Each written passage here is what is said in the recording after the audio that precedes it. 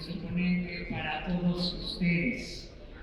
Esta ocasión, la conferencia tiene por nombre Genómica en programas de mejoramiento. El ponente es Fernando Baldi, de Uruguay.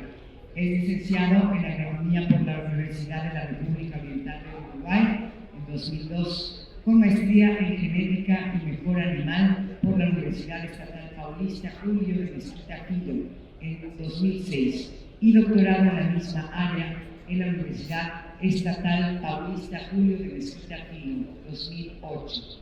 Realizó su posgrado en Mejoramiento Animal en la misma universidad en 2009 y 2011.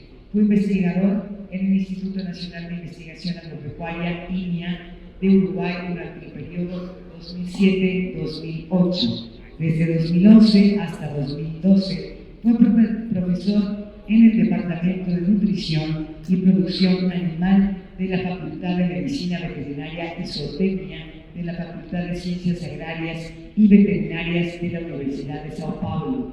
Posteriormente fue profesor en el Departamento de Zootecnia de la Facultad de Ciencias Agrarias y Veterinarias de la Universidad Estatal Paulista de 2012 a 2025. Actualmente es profesor en el Departamento de Medicina Veterinaria de la Facultad de Zootecnia e Ingeniería de Alimentos de la Universidad de Sao Paulo.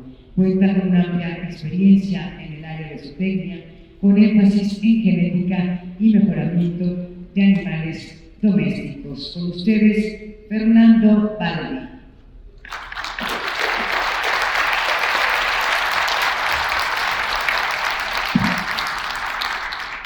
Bueno, buen día a todos.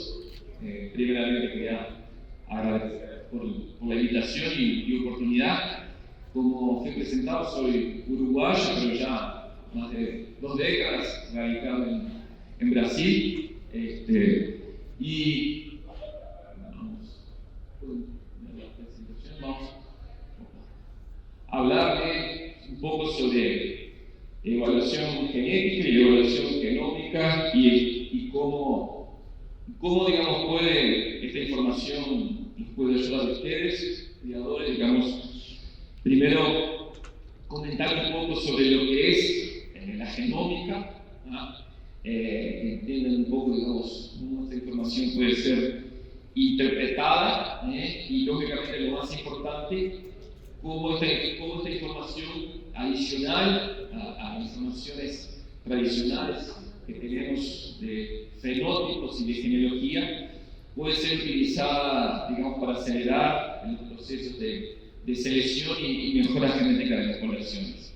Y lógicamente, como toda tecnología, a pesar que, como vamos a ver, digamos, en el caso de Brasil y también en Estados Unidos, digamos, donde se lanzó esta tecnología, ya tenemos casi 20 años, digamos, de programas con evaluaciones genómicas. Todavía, digamos, como toda tecnología, hay puntos para mejorar. Primero vamos a hablar un poco sobre, digamos, la importancia que tiene la genética, y eso muchas veces es un poco contradictorio, o sea, queremos muchas veces identificar, digamos, lo que nos interesa es identificar los animales con mayor potencial genético, solo que observar, digamos, el animal o el dato que colectamos, esa medida fenotípica, el dato de peso, de desempeño del animal, esa medida se influencia por muchos factores, la sanidad, la nutrición y la genética contribuyen para el resultado productivo.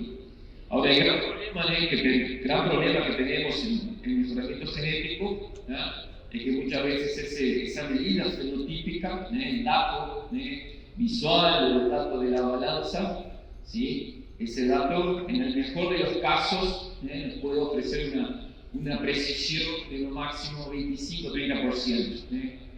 Comentando lo que la charla de ayer de Juan, cuando comentó sobre la heredabilidad, ¿sí? El valor de heredabilidad, para que ustedes tengan una idea de la precisión que tengo cuando utilizamos el dato fenotípico, o sea, el dato de peso al destete, para estimar, digamos, el valor genético o la DER del animal, esa precisión se corresponde con la raíz cuadrada de la edad. Entonces, en el mejor de los casos, un escenario más favorable, digamos, el fenótipo, lo que observamos, lo que medimos, me da una idea muy pobre en relación a lo que ese animal tiene desde el punto de vista genético y lo que es más importante, ¿sí? O sea, cuando hacemos evaluación genética, no estamos mirando el animal desde el punto de vista genético, sino lo que ese animal, digamos, consigue transmitir de superioridad genética. Y esa capacidad del animal de transmitir superioridad genética es lo que llamamos la DER, la diferencia esperada de la progenie. O sea, cuando miramos la DER del individuo, no estoy mirando el individuo, sino que estoy mirando en realidad la capacidad de ese individuo producir hijos superiores en relación a la media de la población. Y eso a veces, como yo comenté, es un poco contradictorio. Cuando pensamos en evaluación genética, el fenótipo muchas veces no es un buen indicador, digamos, de la capacidad que ese animal tiene de producir hijos superiores, pero utilizamos la información fenotípica, el dato, colectado en la base de datos, para estimar esa DER. Entonces, cuando pensamos en la DER, el principal objetivo, la DER no está, yo digo que la DER es un concepto, muchas veces egoísta desde el punto de vista animal. O sea, la DER me sirve para predecir la capacidad que el individuo tiene en producir diferencias en las progenies. ¿Sí? Bien, para que ustedes tengan, digamos, idea, yo siempre muestro las charlas, digamos, cuando pensamos en el poder de que tiene la herramienta de DER como información para tomar de decisión en programas de mejoramiento. Existe un rebaño experimental en el estado de San Pablo llamado el Instituto de Zootecnia, la Estación Experimental de Cerro Porcino, que ellos tienen un experimento de selección, ¿sí?, a más de 40 años, ¿sí? Y ahí tienen dos rebaños, un rebaño seleccionado para mayor peso al año, ¿sí?, a través de evaluación genética, y un rebaño no seleccionado, para evaluar el impacto de la selección. Y después de 40 años de selección, la diferencia genética, por efecto de la selección, consiguió producir una diferencia de 70 kilos al año, peso al año. Esto quiere ser, digamos, para que tengamos idea del poder que tiene esta herramienta de generar diferencias genéticas y que esas diferencias genéticas se traducen en diferencias productivas.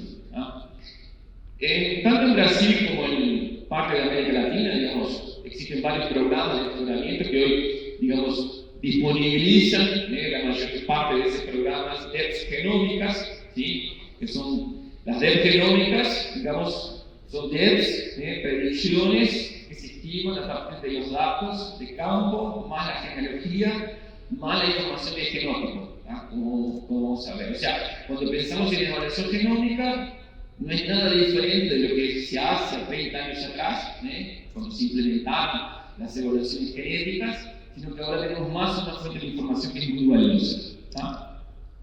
Y como ustedes ya han escuchado hablar, esta herramienta, como ha pasado, entonces, por ejemplo, en el caso de la raza Holstein, en Estados Unidos, digamos, te permite mayor seguridad en el uso de toros jóvenes, porque ahora tenemos más una fuente de información, y eso generalmente genera muchos debates o precaución en relación a utilizar un toro joven que todavía no está aprobado. Esto tomamos datos de la base de la NCT, digamos, donde en las barras tenemos la evolución de percentil, o sea, de clasificación de los toros, ¿sí?, en función del año de nacimiento del toro, ¿ok? Y en las líneas en rojo tenemos la evolución de peso de destete, ¿sí?, de sus hijos, o la evolución del área de ojo de bife, también de sus progenies. Y lo que es interesante ver el impacto que tiene la mejora genética en los últimos 10 años, por ejemplo, para peces de destete, esa característica por el hecho de tener todos los jóvenes superiores, ¿sí? Producen un incremento tanto en el peso de destete como en el rendimiento de carcasa. El rendimiento de la carcasa está relacionado con el bife, y es consistente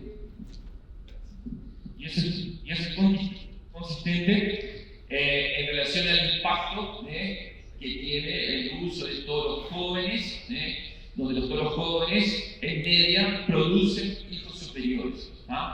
O sea, siempre existe lógicamente un riesgo de utilizar toros jóvenes.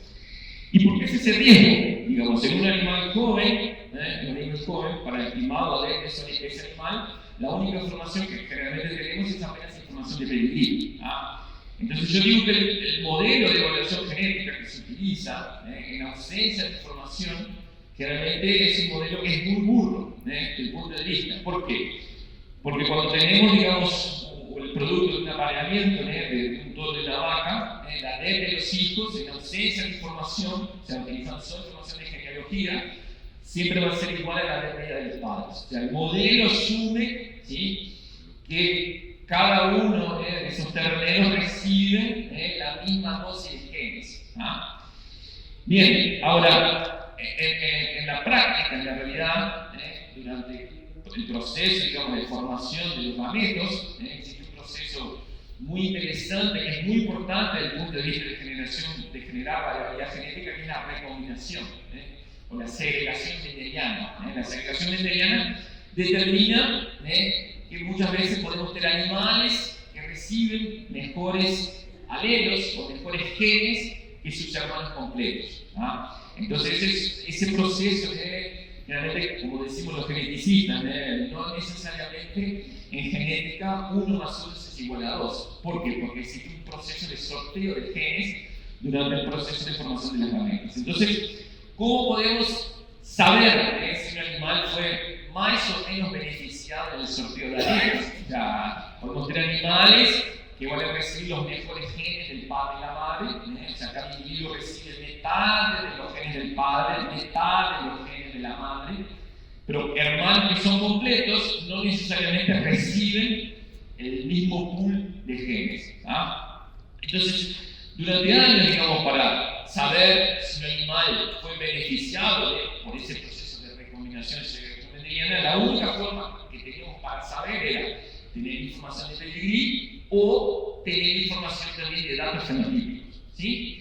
Solo que cuando, digamos, entró la genómica, el gran paso que ayudó la genómica es que ahora, en la era de la genómica, yo genotipando el animal, yo consigo saber para cada individuo qué información real ese individuo recibió del padre y recibió de la madre. O sea, ahora yo no tengo un valor medio desde el padre y la madre, sino que yo a partir de la genómica, a partir del genótipo, yo sé realmente qué genes, qué copias ese individuo recibió del padre y la madre. Y hablando un poco, digamos, de la información genómica, ¿qué es la genómica? La información genómica es la información del ADN, del código genético, y eso, como ayer Juan comentó, el doctor Juan comentó, digamos, después que terminaron los proyectos de secuenciación del genoma humano, todas las empresas comenzaron a secuenciar genomas, o sea, conocer la secuencia del código genético de los animales. Entonces, en 2009 fue publicada el primer draft del genoma bovino, y en realidad cuando ustedes mandan de genotipar un animal, lo que los programas de mejoramiento reciben es una sopa de letras. Entonces, digamos, el desafío, o sea, seleccionar con base en esa sopa de letras, es totalmente ineficiente porque, digamos, yo tendría que saber cuál sería el mejor código genético o secuencia de letras para utilizar identificar los animales que consiguen transmitir. Tenemos que pensar que cuando evaluamos un animal, lo que estoy pensando es en la capacidad de ese animal de producir hijos superiores. Pero solo con la genómica, apenas con la genómica, es totalmente, digamos, inapropiado. O sea, precisamos de datos fenotípicos para verificar, digamos, cuál secuencia de letras me produce el animal superior. Y por eso está aquí, digamos, traduciendo la información genómica en la información productiva, como ayer Juan comentó, lo que nos interesa saber desde el punto de vista genético, digamos, son cuáles variaciones en la secuencia de letras, en la secuencia de nucleotídeos, en los SNPs, ¿sí? Están asociadas con variación fenotípica, ¿sí? O sea, por eso que precisamos datos. Y eso claramente, lógicamente, existe, como ayer fue comentado, sin algunas características donde alguna de esas letras tienen mayor influencia sobre el dato fenotípico. Entonces, digamos, ahí podemos identificar, digamos, letras que causan sí diferencias fenotípicas en los animales. Pero, lógicamente, eso es un trabajo arduo, intenso, y donde la mayoría de las características, el valor o el peso que tiene cada letra en determinar el fenótipo es muy pequeño. Usted tiene que pensar que el genoma bovino tiene más de 3.000 millones de letras.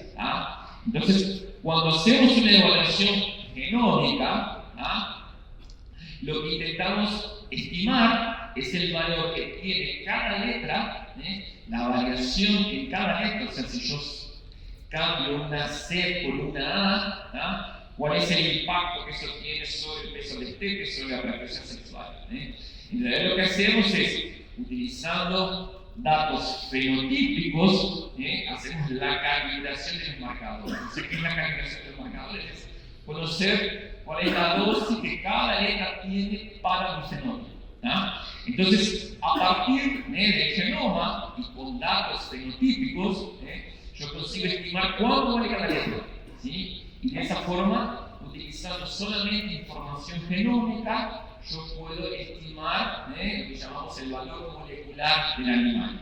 Solo que, lógicamente, si yo participo de un programa de mejoramiento genético, o si yo tengo información de pedigrí de los animales, digamos, hoy existen diferentes metodologías que me permiten combinar, ¿sí?, la información genómica, o sea, la predicción genómica obtenida a partir de los marcadores genéticos, con información de pedigrí o incluir en la evaluación genética datos fenotípicos del propio animal o datos de las progenies. ¿Sí? Por eso que en realidad eso muchas veces lo vamos a discutir causa cierta confusión. O sea, yo tengo un valor molecular y por qué el valor molecular es diferente de la red genómica que sale en un sumario de todos. Porque en realidad son informaciones diferentes. Y lógicamente siempre la mejor estrategia es combinar todas las fuentes de información que tengo, pedigrí, genómica, datos propios, datos de los hijos, para obtener la red genómica. ¿Sí? Bien. Entonces, digamos, la gran ventaja, y eso en ganado de leche fue muy evidente, porque en ganado de leche, digamos, yo tengo que seleccionar toros, pero en realidad el toro no expresa datos fenotípicos. Yo preciso realizar un test de progenie, digamos, para tener información fenotípica de las hijas del toro y de esa forma poder evaluar el reproductor. Entonces, la genómica, al comienzo, cuando se implementó el ganado de leche, digamos, las grandes ventajas que existían eran que me permitía tener una información preliminar, que no era tan confiable cuando un test de progenie, pero yo podía anticipar la toma de decisión. ¿Sí? Entonces, eso básicamente en Brasil, cuando se comenzaron a implementar las evaluaciones genómicas, se discutía mucho en relación al inicio si la genómica iba a traer las mismas ventajas que existían en ganado de leche. ¿Por qué? Porque en ganado de carne, ¿sí?, las características que nos interesan seleccionar, como peso, ultrasonografía, perímetro total, ¿sí?, el animal candidato a la selección expresa fenotípicamente esa característica. O sea, yo no preciso necesariamente hacer un test de progenie para probar un toro. Entonces, en realidad al inicio se discutía mucho si la genómica compensaba en programas de mejoramiento del grano de carne. Pero eso, digamos, con el pasar del tiempo, mostró, como vamos a ver aquí, que la genómica trajo grandes beneficios, mínimo en grano de carne, como Juan ya mostró, digamos, el principal beneficio es que no es el aumento en la precisión de los animales jóvenes, sino que el principal beneficio, ¿sí?, es poder tomar la decisión antes en la vida del animal. O sea, antes del animal expresar el dato fenotípico, ¿sí?, antes de medir el animal, yo puedo anticipar, porque yo tengo un nivel de precisión mayor que utilizar la información de genealogía. O sea, yo con la genómica lo que me permite es disminuir el nivel de incerteza, ¿sí?, de saber si ese animal fue beneficiado o no por la segregación mendeliana, por la recombinación genética. ¿Sí? Ven acá, por ejemplo, esto es un ejemplo práctico, datos reales, de cómo la genómica, por ejemplo, ayuda en la toma de decisión cuando producimos animales de feeding, ¿no? Entonces, hicimos una búsqueda en la base de datos de la NSP, entonces identificamos 47 productos feeding que estaban genotipados y que todavía no habían sido incorporados el dato fenotípico de peso de estepe, ¿no? Y esos animalitos ya eran hijos de un toro con una red de más de 9 kilos para peso de estepe y una vaca de más 7. ¿No? Entonces, cuando hicimos el gráfico de distribución de la red de los hijos, o sea, el gráfico de distribución de la red genómica de los hijos, bien, yo ahí marqué cuál es la red del padre, cuál es la red de la madre. ¿No? Lo que nos sorprendió fue la variación de red en los hijos. ¿Sí? O sea, teníamos animales con una red variando de más 1 kilo hasta más de 19 kilos. ¿Sí? Por eso que decimos que en el mejoramiento genético, ¿sí?, 1 más 1 nunca es 2, o difícilmente va a ser 2. Si yo fuera a hacer una evaluación apenas por el pedigrí, todos los animales tendrían la misma evaluación, igual a la evaluación media de la red de los padres, porque el programa asume que el padre y la madre repasan mitad de sus genes. Solo que todos los individuos reciben mitad de los genes del padre, mitad de los genes de la madre, pero pueden recibir diferentes pool o set de genes. Y ahí lo que esa recombinación me permite es generar variabilidad. O sea, existen varios trabajos, digamos, mostrando que mismo en poblaciones que son seleccionadas, la variabilidad genética muchas veces no se agota, no se acaba, debido a este proceso de sorteo de alelos. O sea, cada vez que el animal va a producir genes, existe un proceso de sorteo de alelos. Entonces, vamos, a cada zafra de animales, nosotros siempre vamos a tener que aproximadamente el 25% de los terneros que nacen en una propiedad, 25% de sus terneros van a ser superiores al nuestro progenitor. Eso es así, es matemática de la recombinación. O sea, ahora yo tengo que tener una tecnología, como es la genómica, que me permita identificar cuáles individuos de mi zafra, ¿sí?, son superiores a la media de los padres o superiores al mejor progenitor. ¿Sí? Ahora, el gran problema es cuando muchas veces eso ha pasado, que el creador hace la genómica con la expectativa, digamos, de obtener una mejora en sus animales, solo que él acaba muchas veces, digamos, por azar, genotipando animales que no fueron beneficiados por esta segregación. Y ahí, obviamente, la red genómica del individuo sí queda con una evaluación inferior a los padres. Y eso, lógicamente, genera cierto desconforto, porque el creador invirtió, creyó en la tecnología, solo que, lógicamente, en ese caso, la tecnología te ayudó a decir no utilice ese individuo. Bien. Eso, digamos, como yo comenté, digamos, ya la genómica, digamos, la evaluación genómica, ya tiene más de casi 20 años que se implantó, y eso existe en diferentes metodologías.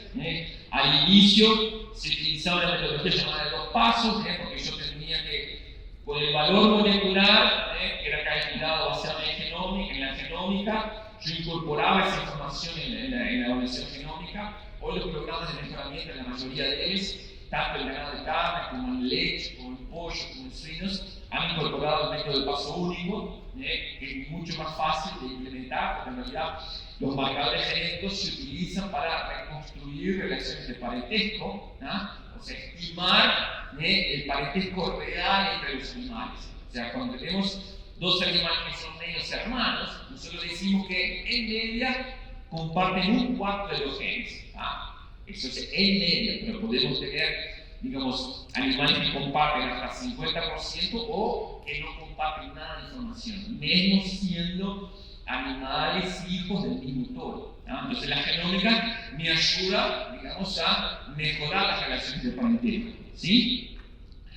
Eso hicimos un trabajo ya hace unos años también en el Instituto de Zootecnia, y esta tecnología del paso único ha ayudado mucho en ganado de carne, a diferencia del ganado de leche. En ganado de leche, digamos, tenemos una colecta más expresiva de datos fenotípicos.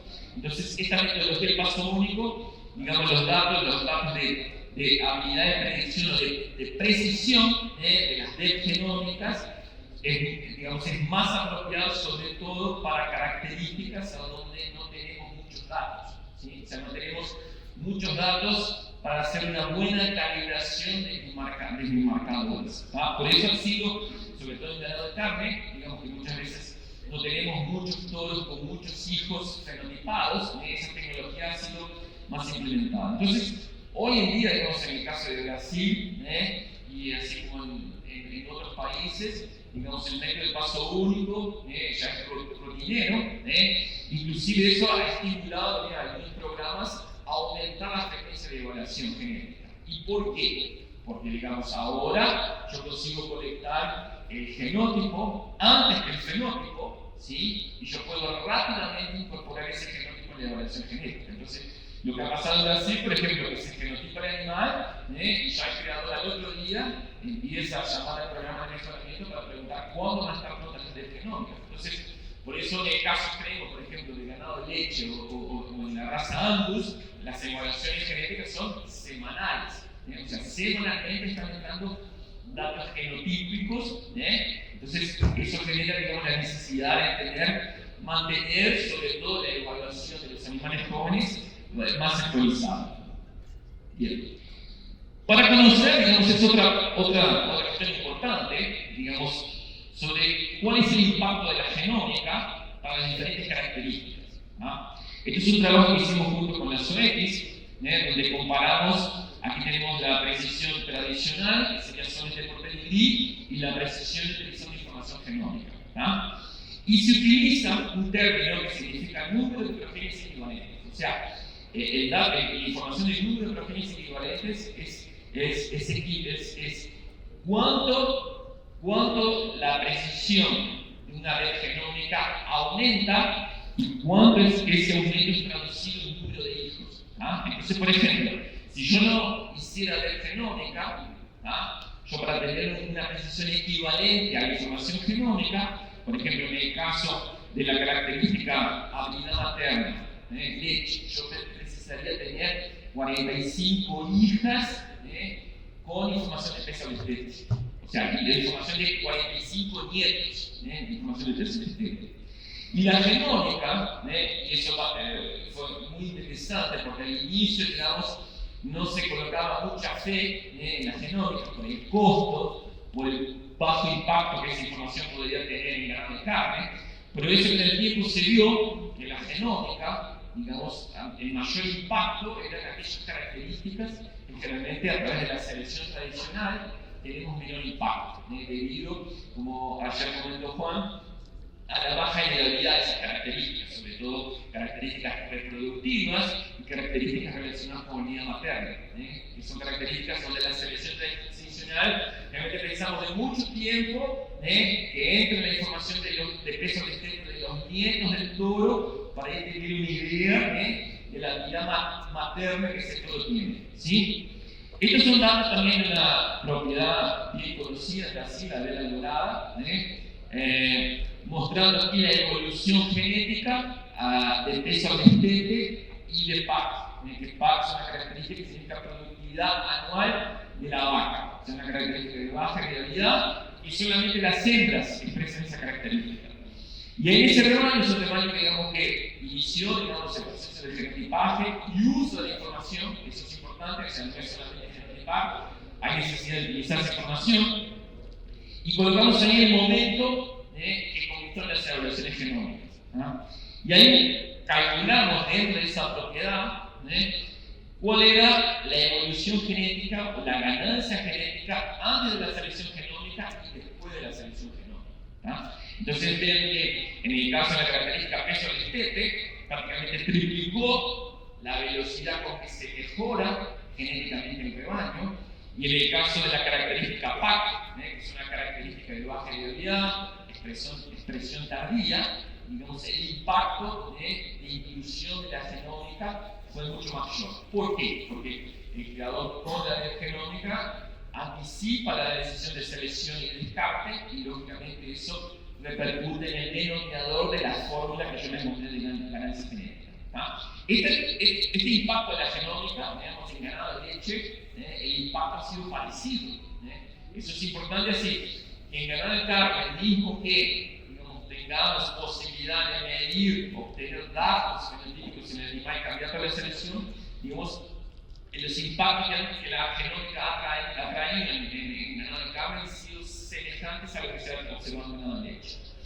Esto también es otro trabajo, mostrando el impacto de las redes genómicas en características muy importantes, como es la precocez sexual de hembras y la longevidad productiva. Este es un trabajo que hicimos en el rebaño de la CFM, donde clasificamos las vacas con base en la red genómica. ¿Sí? Y ahí vimos, digamos, si existía relación entre la red genómica y la preñez de las vaquillonas, que está en las barras en verdes, y la longevidad de las vacas. Entonces, claramente ustedes ven que las vacas que están a la derecha, tanto para la precocez sexual como para la longevidad, las vacas que tienen mejor evaluación genética para precocez sexual y para longevidad son vacas que son más precoces, mayor índice de preñez y que además de eso permanecen más tiempo en el rebaño.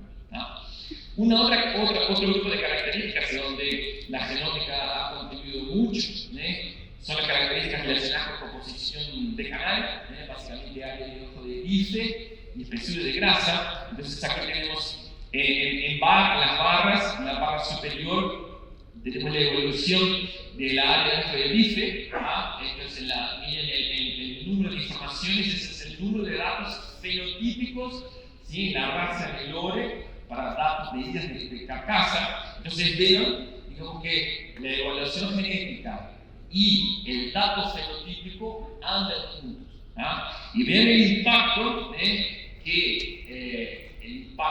en términos de rendimiento de carcasa, o sea, rendimiento en la producción de carne, trae, por ejemplo, la mejora en la composición de carcasa. ¿Sí? El área de bife, son datos reales, aumentó 15 centímetros cuadrados en 20 años.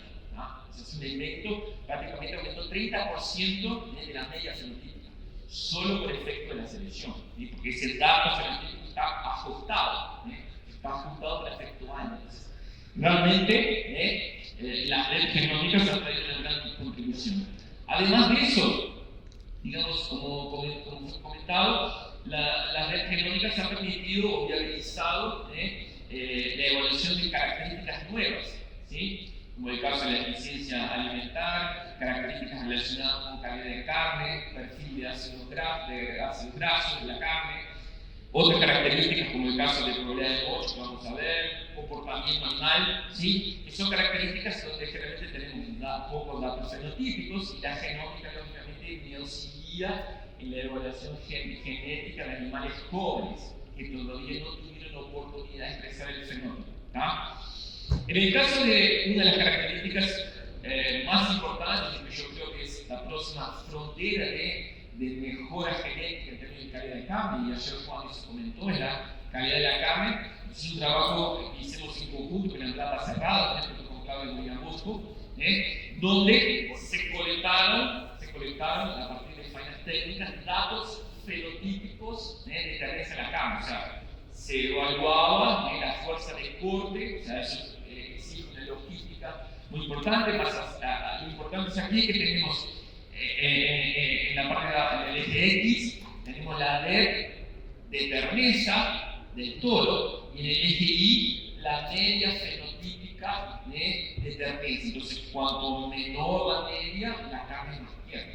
Entonces, ese valor de R2 igual a 40, la interpretación que tiene es que 40% de la variación en la terneza de la carne, que conoce el plato, está explicada por el efecto de toro. ¿Sí?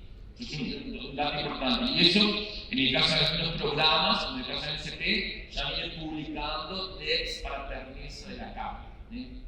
Entonces, digamos, la DEX genómica, para generar, sobre todo en el caso de una característica que es de difícil medida, tú precisas fenótipos para calibrar tus marcadores y de esa forma hacer predicciones genómicas en animales jóvenes, los animales de raza más alta. Otra característica, que es también un proyecto de investigación que realizamos en la Universidad de San Pablo, también a partir de esas faenas colectamos datos de carne, de gordura intramuscular, digamos, y identificamos el perfil de los ácidos grasos de las grasas cebuinas es un perfil mucho más saludable que en el caso de las grasas taurinas, sobre todo de ácidos grasos. Como la próxima charla va a discutir sobre ese tema, el tipo de gordura que las grasas cebuinas tienen, generalmente son ácidos grasos de cadena más larga, son ácidos grasos más saludables, ¿sí? En comparación con las grasas taurinas.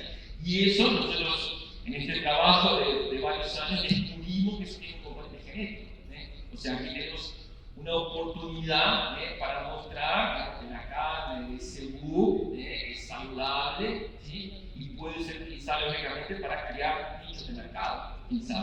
Bien, otra característica que en Brasil se está trabajando mucho, se está midiendo mucho en la eficiencia alimentaria, el consumo alimentar residual. Estas son fotos de los animales en el rancho de la Machina, que fue el primer acto en Brasil a instalar un sistema de medición automática de consumo.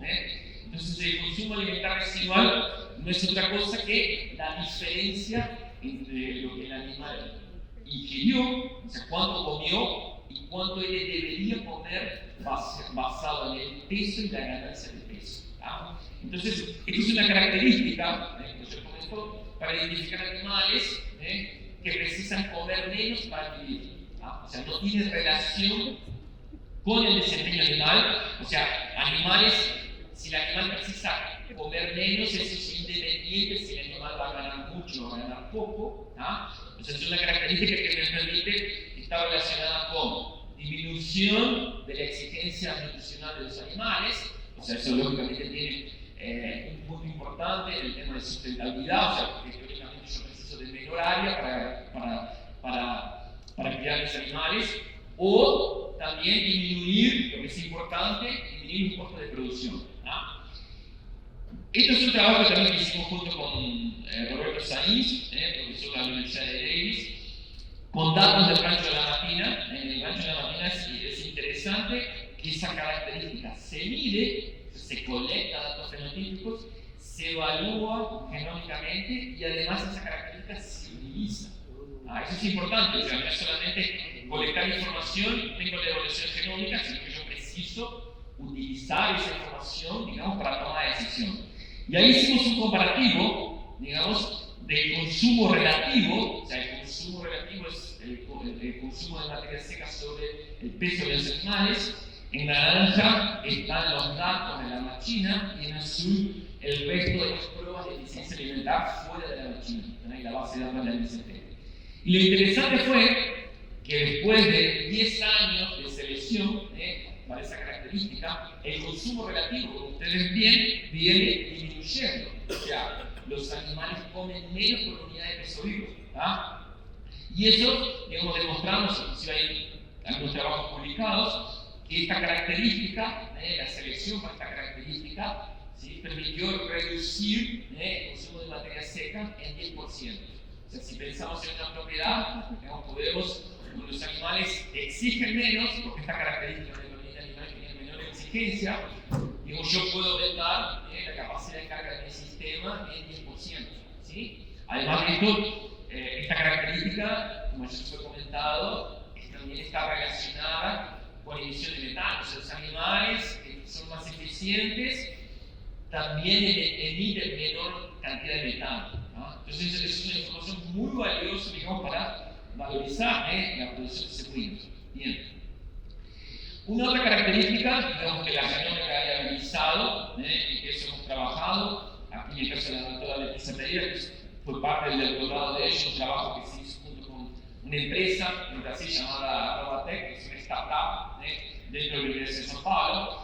Ellos tienen una plataforma basada en balanzas automáticas y cámaras para, en confinamiento, definir cuándo yo debo faenar mis animales. O sea, cuándo, digamos, mantener, a partir de qué punto mantener un animal en confinamiento, digamos, no me va a mejorar el resultado económico. ¿Tá? Entonces, a través de tecnología es posible generar curvas de rentabilidad para cada animal. O sea, yo tengo la ganancia de peso, tengo el consumo de los animales, tengo el precio del ganado gordo diariamente, entonces yo puedo decidir a partir de qué momento no me es más conveniente mantener esos animales en el confinamiento. ¿Tá?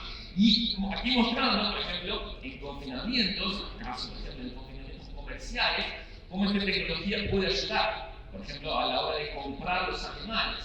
O sea, si yo saco una muestra de pelo de esos animales, de esos terneros de recría, yo puedo definir cuáles son los animales que tienen mayor potencial de lucro o de mayor potencial económico que van a estar en el confinamiento. ¿Sí? Eso, junto con la Robatec, hicimos un test, una prueba, o sea, basado en la NER, elegimos los animales 25% mejor NER para rentabilidad y 25% inferior, y ahí posteriormente se verificó, digamos, cuál fue la diferencia en términos de resultado económico, ¿tá? O sea, la diferencia fenotípica, ¿tá? O sea, hubo una diferencia de por animal, una diferencia de $15 por animal, ¿sí? A favor de los animales que tenían DEPs superiores para estas características. O sea, entonces vale la pena destacar de animales que solamente tenían información genómica, ¿sí? Entonces, esto, por ejemplo, tanto en ganaderías de selección como en ganaderías comerciales, eso, la genómica entra, digamos, como más un insumo, digamos, para mejorar la toma de decisión. Después, otras características, digamos, esto es un trabajo que se hizo junto con el grupo CD, el grupo B, digamos, incluir nuevas características, como es el caso de la probabilidad de mocho. Eso, lógicamente, la genómica me ayuda en el sentido de que, colectando la genómica, yo puedo en un terreno joven estimar la probabilidad de ese individuo producir hijos con cuernos o sin cuernos.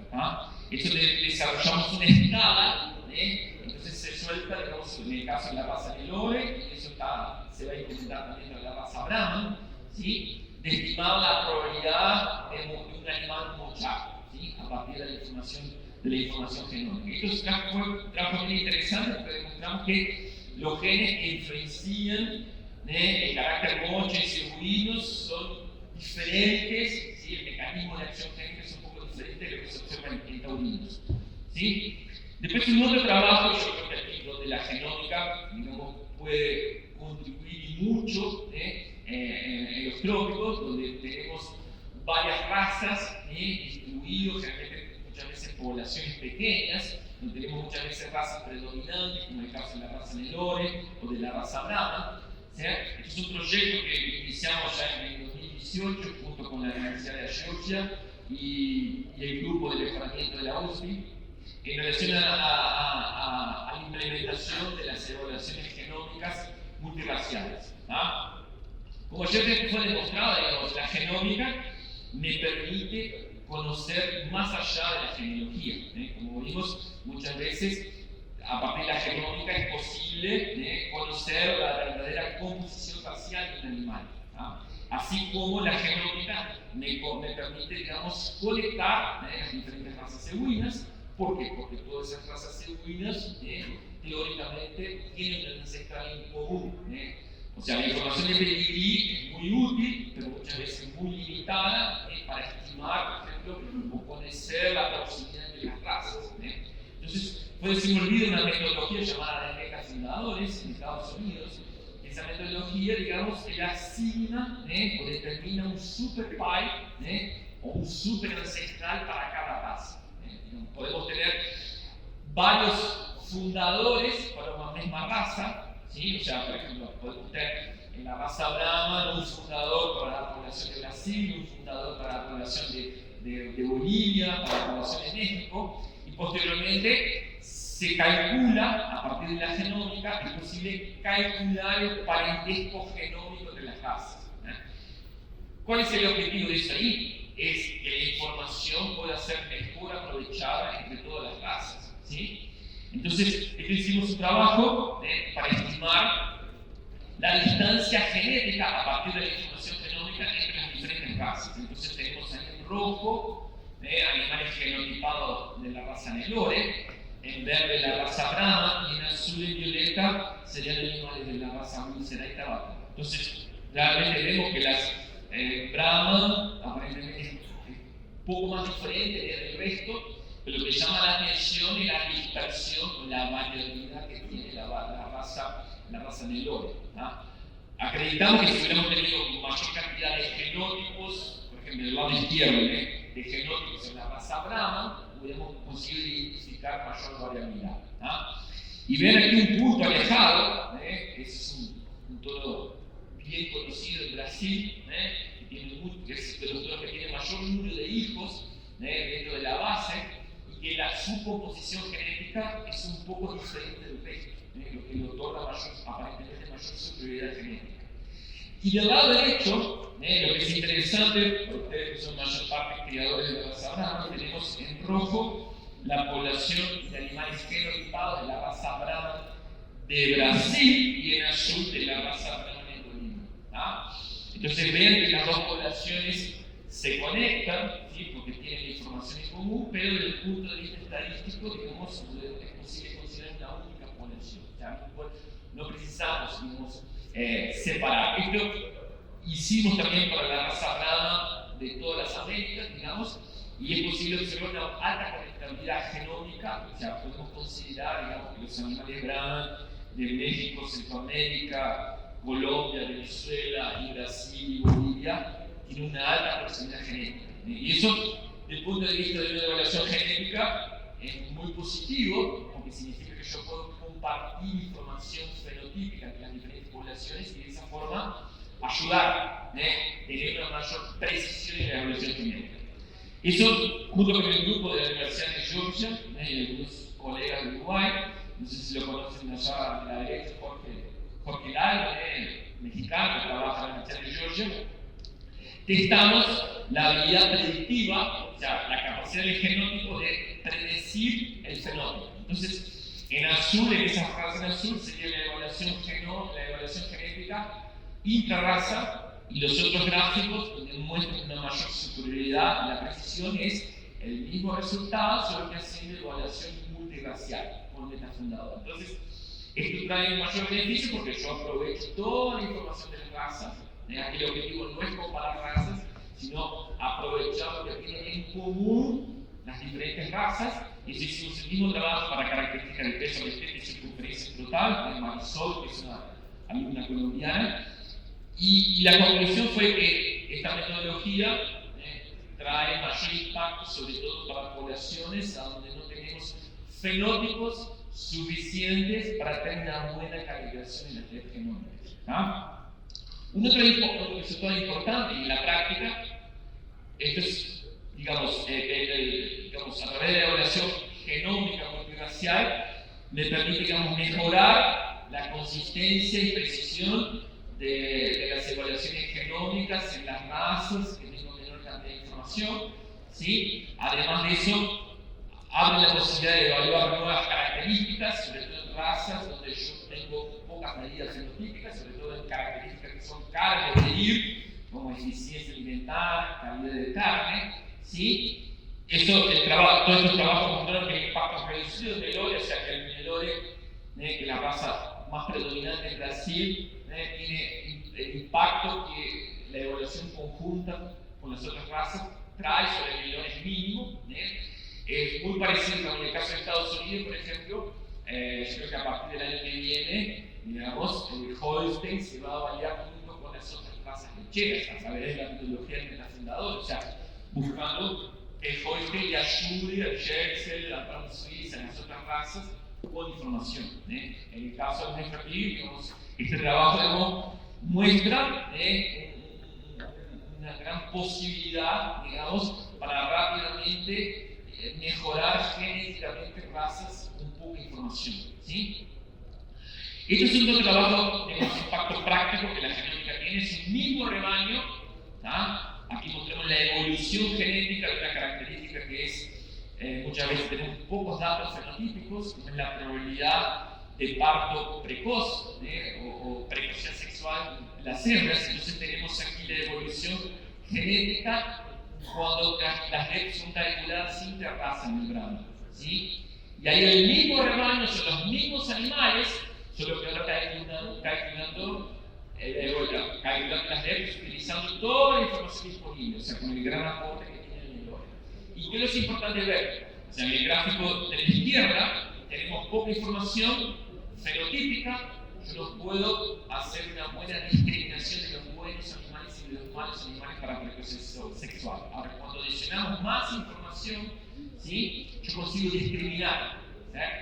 Consigo discriminar mejor y es posible observar una tendencia genética favorable para esa característica. O sea, el rebaño estaba siendo mejorado, pero debido a la limitación de información no me permitía visualizar la mejora genética en el rebaño por la falta de datos fenotípicos. ¿Sí? Entonces, esto es un punto importante. O sea, en este caso, en ese rebaño tenía precocidad sexual, pero no teníamos información suficiente, ¿sí? Para identificar los animales genéticamente superiores. Un otro punto, digamos, y que generalmente en los trópicos, digamos, es un gran problema, o sea, los programas de mejoramiento genético, digamos, generamos dolor de cabeza con los creadores porque generamos un montón de LEDs, y ahí la gran pregunta es, bueno, ¿cuál LED voy a utilizar para cada ambiente, para cada condición productiva, para cada objetivo del creador? Y muchas veces eso, digamos, es un gran dolor de cabeza, que generalmente el ambiente donde se seleccionan donde se identifican y seleccionan los animales es completamente diferente del ambiente donde los hijos de esos animales van a producir. Entonces yo tengo un núcleo de selección donde se seleccionan los animales. Generalmente ese ambiente es diferente del ambiente de producción donde van a estar produciendo sus hijos. Ese fenómeno, digamos, como todo el mundo conoce o ya alguna vez escuchó, el fenómeno de interacción genético-ambiente, pero la genómica, digamos, puede ayudar, digamos, a identificar, a generar una información llamada de norma de reacción. La norma de reacción es, yo voy a tener una recta para cada animal, ¿sí? Donde yo voy a tener una red para el mismo animal en diferentes ambientes. O sea, la red del animal va a depender del ambiente. ¿Sí?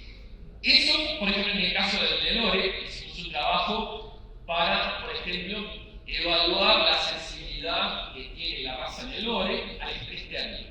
Es un trabajo que hizo João Barbosa, cuando él vino con esa idea, yo dije, claro, seguro, resistencia al calor.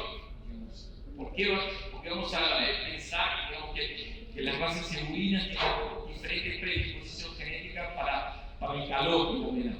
Entonces, primeramente estos son los datos de THI, que es un índice de temperatura y humedad, de todas las pruebas de eficiencia alimentaria en Brasil, más de 10 años de colecta, y vemos claramente que el índice de temperatura y humedad viene aumentando. O sea, el efecto de calentamiento global existe, es real, pero el índice existe una tendencia que cada vez los días son más calientes y más húmedos. Y del lado derecho, aquí, cada recta representa un animal. Entonces, vean que en el eje X tenemos el índice de temperatura y humedad. Entonces vemos que los animales tienen diferente valor genético de acuerdo con la condición de temperatura y humedad. O sea, la raza Nelore, y no debe ser diferente de las otras razas, tienen diferente capacidad de predisposición genética para se adaptar al clima caliente o al clima tropical. Entonces, cuando pensamos hoy en día en tiempos de cambio climático, la genética puede ser utilizada a nuestro favor para, digamos, intentar mitigar los efectos del estrés térmico. ¿Sí?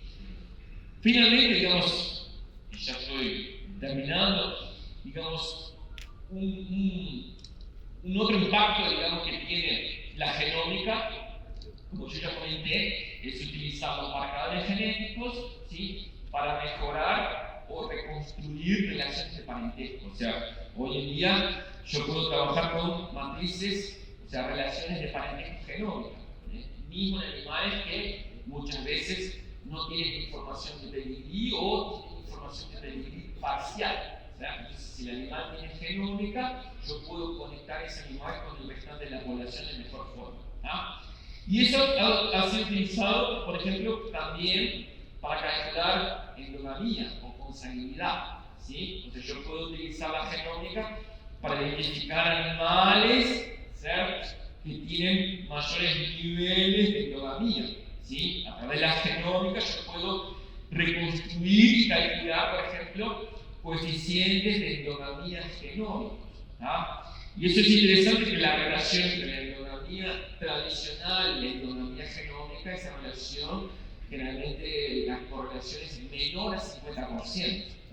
Y eso muchas veces existe ese problema, sobre todo en rebaños de selección, que cuando intentamos controlar la consanguinidad, eso muchas veces nos restringe mucho el uso de algunos toros. Entonces, el uso de la endogamia genómica es una información adicional y complementar, digamos, en relación a que me permite, digamos, me da un mayor grado de abertura en relación a utilizar toros a donde a través del parentesco tradicional no podrían ser utilizados. ¿Sí? Entonces, solo para terminar, hay unas expectativas, o sea, algunas reflexiones, digamos, de desafíos que tenemos con la evaluación genética y la evaluación genómica. Lo primero, digamos, que muchas veces eso fue comentado ayer, digamos, antes de pensar en genómica, antes de pensar en genotipar, antes de pensar en otras tecnologías, lo primero que tenemos que saber claro es conocer cuáles características me van a mejorar el resultado económico, o sea, cuáles características tienen mayor influencia. Pero no pensando, si yo soy un acto de productor de genética, no pensando en mi acto, sino en el acto de mis clientes. O sea, cuáles características yo debo enfocar mi selección pensando, digamos, en el consumidor de genética, en el consumidor de mis toros. Y eso es algo, digamos, el paso número 1 en cualquier programa de mejora en cualquier área. Y eso es algo así, cuando muchas veces hablamos de evaluación genómica, hablamos de estas tecnologías, y por ejemplo, digamos, hay mucho por explorar, mucho por caminar. Por ejemplo, en el caso de Brasil, menos del 20% de las propiedades comerciales tienen balanza. Entonces, cuando pensamos en evaluación genómica, digamos, primero precisamos hacer el básico, como dice en Brasil, el arroz y feijão, para después pensar, digamos, en tecnologías como la genómica, como la transferencia de embriones. Otro punto digamos, de otro desafío, y que eso es culpa, digamos, de los propios geneticistas, es que muchas veces el creador es bombardeado con información. Tenemos evaluación interrebaño, tenemos evaluación solo por los marcadores, tenemos la red tradicional y tenemos la red genómica. ¿Cuál utilizar? Y lógicamente que dependiendo del tipo de información que utilice, la divergencia en el resultado va a ser diferente. Entonces, lógicamente, como vimos, la red genómica es calculada utilizando toda la información, juntando toda la información, es la fuente de información más confiable, digamos, para tomar las decisiones de selección. ¿Sí? Y eso lógicamente, esa tanta información que el creador es bombardeado muchas veces genera desconfianza y decepción en relación a cuál información utilizar. Y muchas veces el principal problema está en el productor, digamos, tener una orientación adecuada en relación a cuál información utilizar. ¿Sí? Una otra cuestión que muchas veces, y eso digamos, también muchas veces somos culpables, le colocamos muchas fichas a la genómica, aplicamos todas las fichas a la genómica y pensando, digamos, que la genómica muchas veces nos va a resolver problemas de neonato, problemas de identificación, problemas de peso, o sea, digamos, dentro de las prioridades, cuando pensamos en implantar, digamos, un proceso de genotipado, yo tengo que hacer todo bien para finalmente, digamos, la frutilla de la torta sería el uso de la información genómica. Y como ustedes vieron, digamos, en la genómica, también otro punto importante, y más importante todavía, es qué base de datos en un programa de mejoramiento se utiliza para calibrar la información de los marcadores. Como vimos, la información genómica por sí sola no es informativa sin una buena base de datos fenotípica correctamente colectada. ¿Sí? Y eso, como vamos a ver, en Brasil ha pasado que muchas veces el genotipado, sobre todo características que son caras de medir, como en el caso de la eficiencia alimentar, comienza a sustituir el fenotipado. Y eso, como vamos a ver, puede tener un final muy trágico. O sea, parar de medir para hacer genómica. ¿Sí? Lógicamente que tenemos, como comentamos, las empresas de genotipado están trabajando en intentar mejorar los paneles de marcadores, ¿sí? Pero lógicamente hoy en día el mayor impacto que podemos tener es vía colecta de fenómenos. En este sentido, digamos, en Brasil, a partir, digamos, una vez que se implantaron los programas de mejoramiento y se alcanzó un determinado patamar en relación a la capacidad que tiene el genótipo para predecir el alimento animal, ha comenzado un proceso inverso que la gente, los creadores, quieren medir menos. Y eso está lógicamente relacionado con, disponibilidad de mano de obra, costo de la medida. Para eso hicimos un trabajo mostrando el impacto que tiene interrumpir la colecta de datos sobre la evaluación genómica o la precisión de los animales más jóvenes. Entonces, ¿qué hicimos aquí? Vean, en el eje X tenemos los años de zafra de datos. Entonces, lo que hicimos fue secuencialmente ir eliminando datos, zafra de datos, de adelante para atrás y ver qué pasa con la precisión de las genómicas de los animales más jóvenes. Entonces, vean que cuando empezamos a eliminar datos, simulando la situación de que el creador paró de medir, vean que si yo paro de medir durante 3 años, la precisión, por ejemplo, para peso, pasa de casi 0,80 para un poco más de 0,60. O sea, tenemos una disminución de 20 puntos en la precisión. ¿Esto qué es lo que ha pasado? ¿Por qué la gente piensa en parar de medir? Porque lo que han visto es que genotipando, ¿sí? Yo tengo la información más temprana del animal, de la evaluación genética, ¿sí? Generalmente cuando el dato fenotípico es incorporado posteriormente en la evaluación genética, no causa un cambio de la evaluación genética de ese animal genotipado tempranamente. Entonces el creador entiende que el fenótipo no ayuda más. Pero en realidad el fenótipo, cuando en tiempos de genómica, fenotipar los animales, yo estoy pensando que ese fenótipo va a ayudar en las próximas 3-4 generaciones. O sea, la interrupción del fenotipado en corto plazo, el impacto es mínimo, pero lógicamente va a comprometer, digamos, la evaluación genómica de los animales jóvenes en las próximas 3-4 años. ¿Sí? O sea, el fenótipo es como si fuera una caja de ahorro. Yo tengo que invertir hoy para ver los resultados en los próximos años, en la evaluación genómica de los animales jóvenes de las próximas años. Bien, entonces, como ya para terminar, sobre las reflexiones finales, yo creo que esto es muy importante y que ayer fue comentado, digamos, es preciso, bueno, el primer punto es conocer, digamos, cuáles son las características en mi rebaño que son económicamente más importantes, ¿sí? O sea, que me traen mayor resultado económico.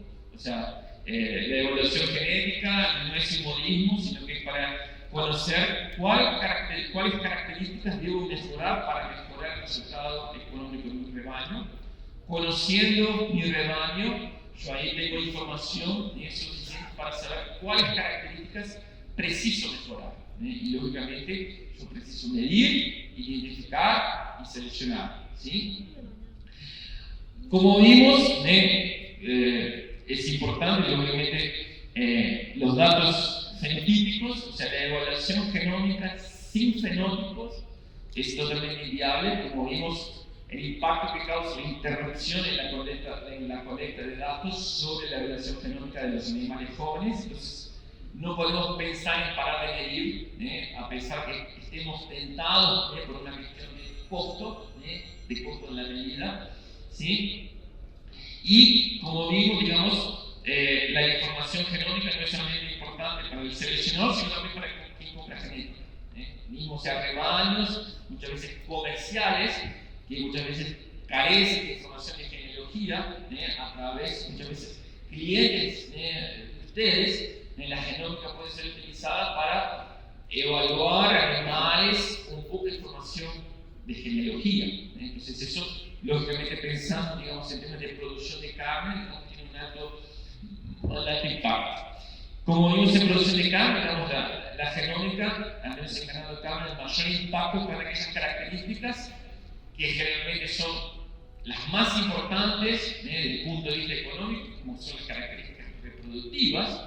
Eso es un punto que mismo hoy en día, y esa es la experiencia de Brasil, todavía no es un punto que ha sido totalmente explorado. Todavía muchas veces existe desconfianza, ¿sí?, en seleccionar un toro joven con evaluación genómica para características reproductivas medidas en la cena. Pero esas características, lógicamente, son las que tienen un mayor impacto económico en mis clientes. Y eso, lógicamente, es un trabajo que precisamos hacer en relación a de hacer una catequesis en relación al impacto que tiene el uso de toros mejoradores, no apenas en el rebaño de selección, sino sobre todo en los rebaños comerciales. Y como vimos, digamos, la genómica puede ser utilizada con otras ventajas, como el uso, como mostramos aquí, de la evaluación genómica multirracial, que no es, el objetivo no es comparar las razas, sino aprovechar la información en común que tienen las diferentes razas y sobre todo la gran ventaja que tiene en poblaciones o razas con pocos datos fenotípicos y lógicamente una oportunidad también para el uso de la genómica, por ejemplo, para cálculo de endogamía y una mejor tomada de las decisiones sobre los apareamientos. ¿Sí? O sea, podemos capitalizar de mejor forma, digamos, esta fuente de información que es muy importante. Aquí finalmente hicimos un trabajo, por ejemplo, en un rebaño de cría, simulamos un rebaño de cría tradicional y un rebaño de cría mejorado genéticamente. Entonces, basado, digamos, en los resultados que tenemos de investigación, de bueno, cuánto la genómica me permite aumentar el peso, una evaluación genética me permitiría aumentar el peso del tete, la cantidad de mis vaquillonas, la longevidad de vacas, lógicamente pagándome los costos de genotipado, el costo de la evaluación genética, cuánta plata sobra. Eso, digamos, haciendo todo el cálculo, mejorando la productividad, pagando las cuentas, me sobra en un rebaño de cría, me sobra, digamos, un ingreso extra de $50 adicionales por hectárea. Entonces, es un cálculo que es muy conservador para mostrar no solamente el impacto que el mejoramiento tiene a nivel de cada característica, sino pensando en el impacto del sistema de producción, por ejemplo, en el caso de cría. O sea, tenemos una gran oportunidad, ¿no?, para el uso de estas tecnologías. Bueno, finalmente quería agradecer a todos nuestros parceros, agradecer y dar las felicitaciones a la organización y y muchas gracias por la atención. Muchísimas gracias. Tenemos espacio para 3 preguntas. Vamos a iniciar con el doctor Iván. Vou falar em português no início. Parabéns, Fernando. Eu me quedei com uma grande expectativa, porque só o final que você demonstrou que é o fenótipo, a mensuração de produção é essencial. Até aquele momento estava contra. E a prova de progênie de Egito, desde 80, a última etapa era a genômica depois da prova. Hoje a genômica está antes da prova. Eu chamo de fenômica depois da prova. Então, é deixar claro para todos. A genotipagem é uma ferramenta para identificar precocemente as novilhas para multiplicação e para indicação do todo para a prova de progênie. Somente o Brasil hoje faz a prova de progênie de Egito. Os outros países fazem de Holstein, continua a ser uma resistência. Emílio, não sei se você mirou me chama aí. A genômica hoje estamos crendo que já se prueba o animal fazendo a genômica do pedigree. Essa é uma informação a mais para aqueles países que não têm o fenótipo. Então, se faz essa avaliação em alguns países que não têm produção através de marcadores conectados com pedigree que temos em Brasil, de los touros. Temos 61 mil animais genotipados de Egito hoje em dia em Brasil, um número muito grande. E você sabe que um problema que vamos ter se não ter fenótipo, futuramente não vamos mais conseguir identificar os DNA para fazer genotipagem. Então, quero lhe felicitar, mas coloque em começo, porque até o final estava contra você. E você trabalha em Exalc, em Brasil, Exalc? Em São Paulo. És um grande investigador, mas estava com um pé para trás. Então, temos que deixar claro que não existe magia. Colômbia está fazendo genotipagem, mas espero que tenha fenótipos. México está a ser. Não tem fenótipo. Poucos animais, 379 animais com controle etéreo. Estamos fazendo com Bolívia, mas não existe magia. Sem dados não é possível ter certeza que não é definitivo a genômica.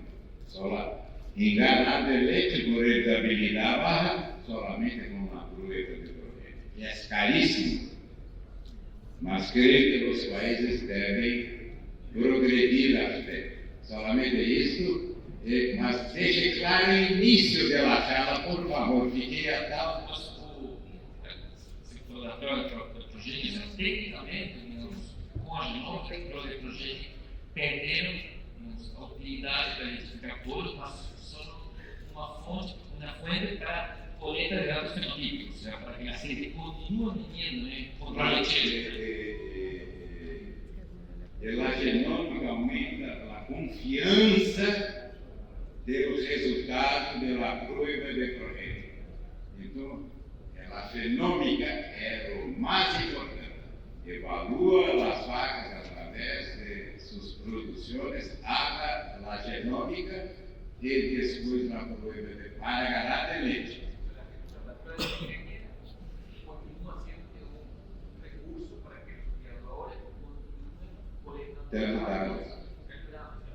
Solamente más una información. En Brasil la mayoría no está haciendo más control lechero porque tiene la genómica y habla, no es más necesario, es un crimen. Y hacen control lechero selectivo, solamente de las mejores vacas, que es un vicio para cualquier evaluación, tanto de genómica quanto de la prueba de promesa. Entonces, muchos brasileños hoy también están haciendo más control lechero, creyendo que la genómica ya es el resultado para hablar de su vaca. Gracias y me disculpe por la intervención tan larga. Tenemos una segunda pregunta aquí que ya está programada. Muchísimas gracias, doctor. Gracias. Y después vamos por allá con la tercera. Muchas gracias. Sí. Más para atrás porque las cocinas lo avisan. Vamos a ser un poquito más corto que Iván. Felicidades, doctor. Creo que el camino es ese. Creo que debemos todos hacer mensajes, hacer genómica, complementar todo, felicitarnos. Creo que ese es el camino correcto. Llamar a todos los que estamos en las asociaciones del mundo, del FICEU. Creo que, presidente, es un trabajo importante que todos debemos hacer mensajes, debemos hacer genómica. Yo le quisiera hacer una pregunta. Tenemos un problema en la Casa Brahma, que las evaluaciones no las podemos juntar, unificar. ¿Podríamos a través de la evaluación multirracial o a través de eso hacer un interbook de Brahma, tal cual hay un interbook de Holstein o un interbook de Angus? Sí, Fernando. Excelente pregunta porque eso cabe para todas las clases, inclusive hoy tomando el café de la mañana con Ricardo Abreu comentamos eso, digamos.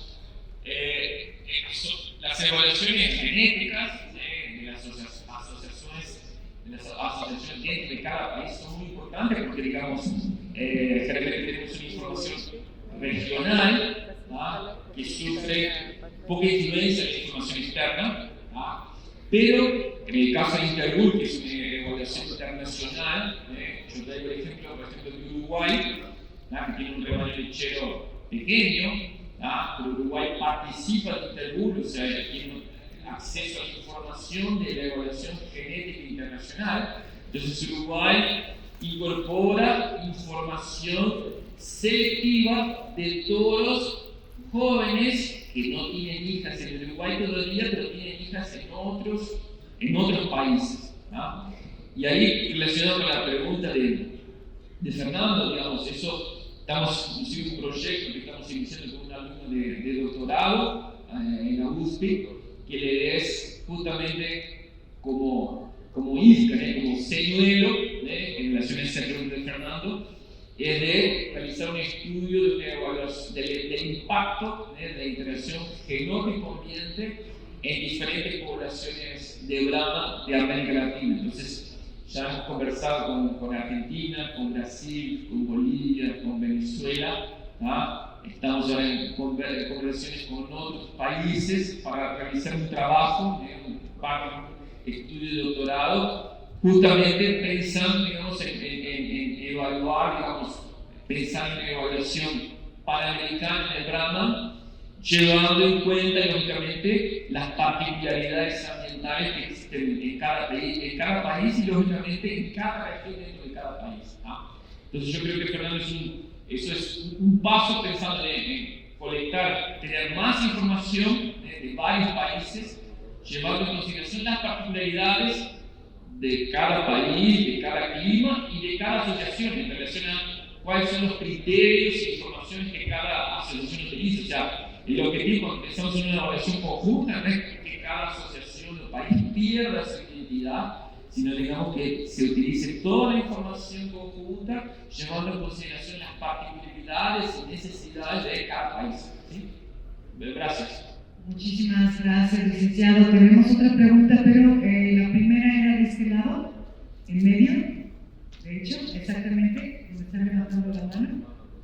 Esa era la primera, y por esa ocasión vamos a permitir 4 preguntitas en el espacio. Ahí pueden levantar la mano primero. Muchas gracias. Adelante. Muchas gracias. Quería hacer una consulta como creador. Yo he visto en algunos catálogos de centrales de inseminación que dice todo que enotipado y sale un cheque. Y por lo que yo he visto hay un montón de variabilidades ahora en qué. O sea, ¿cómo interpreto yo ese cheque que tiene que estar fenotipado? O sea, Fenotipado. sí. Sí. No, Genotipado. No, es, digamos, cuando tú tienes dos animales, uno está con genómica y otro está sin genómica, la evaluación es comparable. Lo que es genotipado, probablemente tú vas a tener mayor precisión. ¿Sí? Digamos, ¿cuál es tu duda específicamente de esto? O sea, si está Genotipado. Esa información que está dando ahí, yo tengo que accesarla para ver en qué se genotipó. Sí, claro, cuando tú, el productor colecta pelo, manda al laboratorio, el laboratorio devuelve el genótipo para el programa, solo que no se genera la evaluación genótica para una característica. El animal, ese genótipo, va a servir para evaluar todas las características de ese individuo. O sea, el genótipo, digamos, va a ayudar a evaluar el peso, la carcasa, la frecuencia sexual. O sea, no es genotipado para evaluar una característica o dos características, sino que en todos los programas el genótipo es aprovechado para todo el animal. ¿Sí? Y además el genótipo, los animales que son parientes de un animal genotipado acaban teniendo también un beneficio chico pero indirecto. ¿Cierto?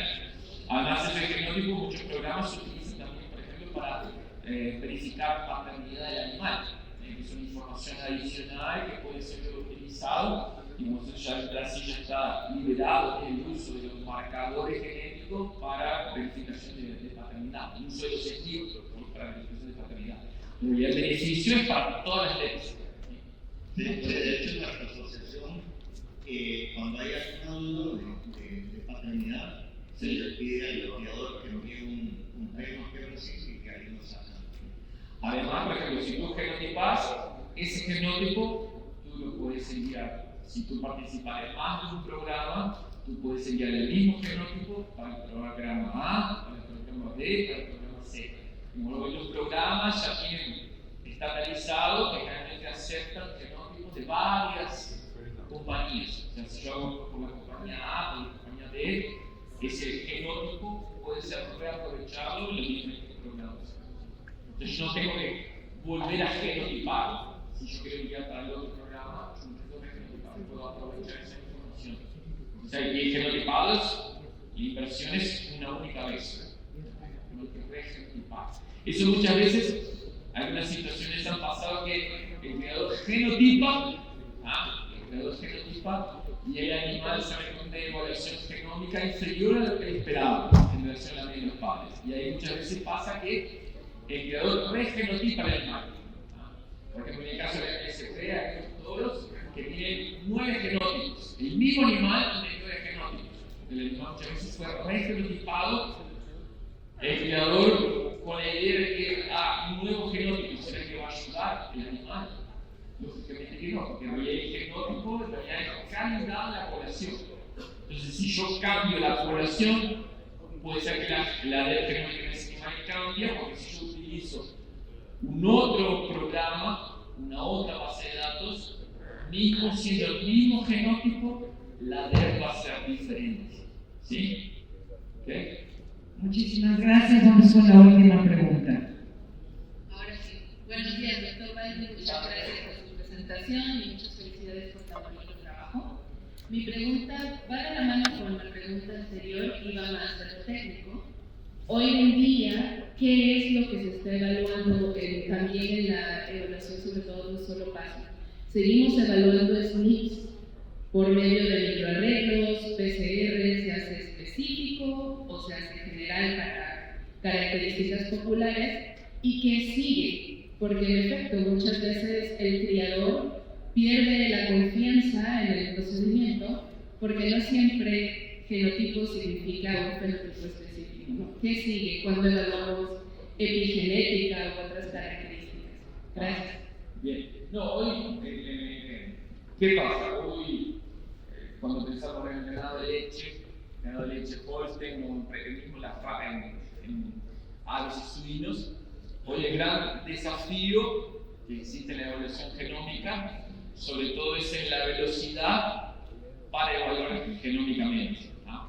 Por ejemplo, hoy en Holstein tiene la raza Holstein en Estados Unidos tiene más de 10 millones de animales genotipados, ¿no? Eso computacionalmente es un gran desafío, digamos, vos generar evaluaciones genéticas con tantos animales genotipados. Entonces hoy las líneas de trabajo lo que buscan es métodos que te permitan optimizar las evaluaciones genéticas de vos más rápidamente actualizar la información. O sea, porque una vez que el animal está genotipado, cuanto antes tú recibas el resultado, ¿ah?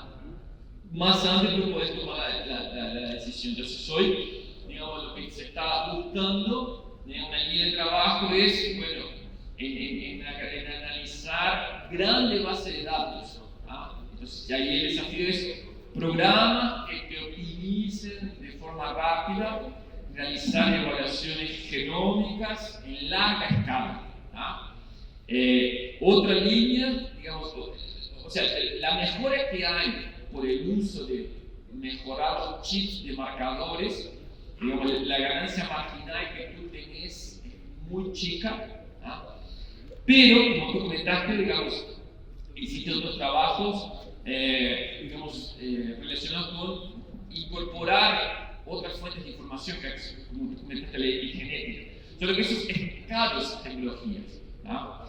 Y lo que una otra frente que es muy importante y que ayer fue comentado es el uso de biosensores, como fue comentado aquí en el caso del fenótipo de rentabilidad en el confinamiento, o sea, uso de cámaras, sensores, digamos, para generar fenótipos, generar más información y que esa información sea útil, el fenótipo sea colectado de forma más rápida y barata, de forma que esa información pueda ser utilizada en programas de mejoramiento genético. Y sobre todo pensando, digamos, en fincas grandes, y muchas veces existe dificultad en mano de obra, digamos, digamos, el próximo paso en programas de mejoramiento genético va a ser en usar tecnologías para colectar más información fenotípica, en caso de variables ambientales, o sea, que el dato, por ejemplo, de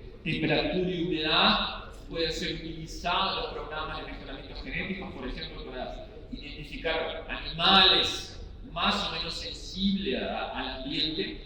Por eso hay un espacio muy grande para ser utilizado. O sea, por el lado de la genómica, digamos, el margen de incremento en la mejora es muy chico, tan chico, pero hay un gran espacio para el desarrollo de tecnologías de colecta automatizada de fenótipos, de uso de cámaras para estimar el peso de los animales. O sea, no hay necesidad de pesar los animales y ese fenótipo ser aprovechado en un programa de selección. O sea, ver formas de aumentar la base de datos fenotípicos.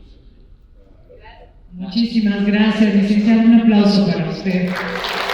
Bien merecido. Le pedimos que se quede en el escenario, que no se mueva, que se quede por ahí. También aprovechamos a las personas que están con nosotros y que van a seguir escuchando las ponencias, que la siguiente intervención es en portugués. Entonces, para quien guste, la traducción simultánea ya saben que está en la entrada de los aparatos. Pero no lo hagan todavía, esperen, porque vamos a un momento muy importante con nuestro presidente del Consejo.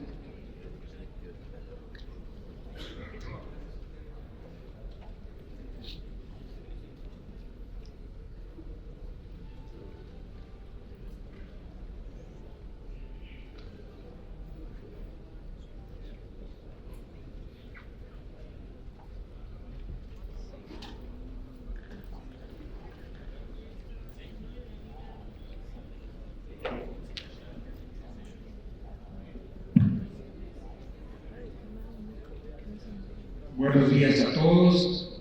Primero que nada, pues arrancamos nuestro segundo día de conferencias. Muy grato de contar con la presencia de ustedes y de ver el interés que tienen los asistentes de participar y de estar con mucha atención a la charla. Felicitamos acá al doctor Fernando Baldi por todo el conocimiento que nos trajo el día de hoy. Es un esfuerzo a veces de la gente desligarse. Él nos acompaña desde el Uruguay, pero su vida profesional la está desempeñando en las universidades en Brasil. Creo que ha sido un tema interesante, un tema de actualidad de la genómica, y estamos muy contentos de haber contado con su presencia, y por eso le vamos a entregar de manos de nuestro presidente este reconocimiento, la Asociación Mexicana de Creadores de Seguro. El CONSEGUR otorga el presente reconocimiento al doctor Fernando Baldi por su participación como ponente en el tercer Congreso Mundial de Creadores de Seguro, realizado del 21 al 26 de octubre del 2025. Muchas felicidades, gracias. Muchísimas gracias, doctor. Muchas gracias también a todos ustedes por mantenerse aquí. Vamos a continuar con las charlas y con este congreso que tenemos mucho para aprender por parte de nosotros. Quiero recordarles que por parte del doctor Iván Luz hay a la venta libros a un precio muy accesible, del lado donde estamos en el sonido. Si ustedes gustan adquirirlos al final de la charla siguiente, para que puedan acercarse. Un favor, es muy importante en la secuencia no distraernos, no salir del salón. Ahorita tenemos una conferencia de mucha relevancia sobre la alimentación del ser humano y el consumo de la carne y de las características importantes para la nutrición del ser humano. En breve comenzamos. Así es, ingeniero, tiene toda la razón. Les pedimos por favor que tomen sus lugares correspondientes y que mantengan sus celulares en silencio y que no salgan del recinto, que no salgan de la sala, para que podamos escuchar la plática señal verde para carne roja.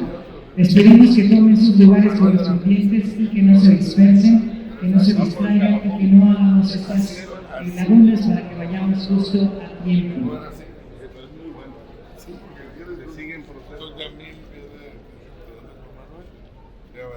Pero todo tiene que ver, o sea, no se pierde. No, es sucesión de número. ¿Eh? Hola, ¿todo bien? Hola. Igualmente, en el stand de la asociación tenemos a la venta el libro La Odisea del Cebú, que se presentó hace un año, justamente hace un año, y que fue realmente una delicia de leer, de aprender, de conocer a través del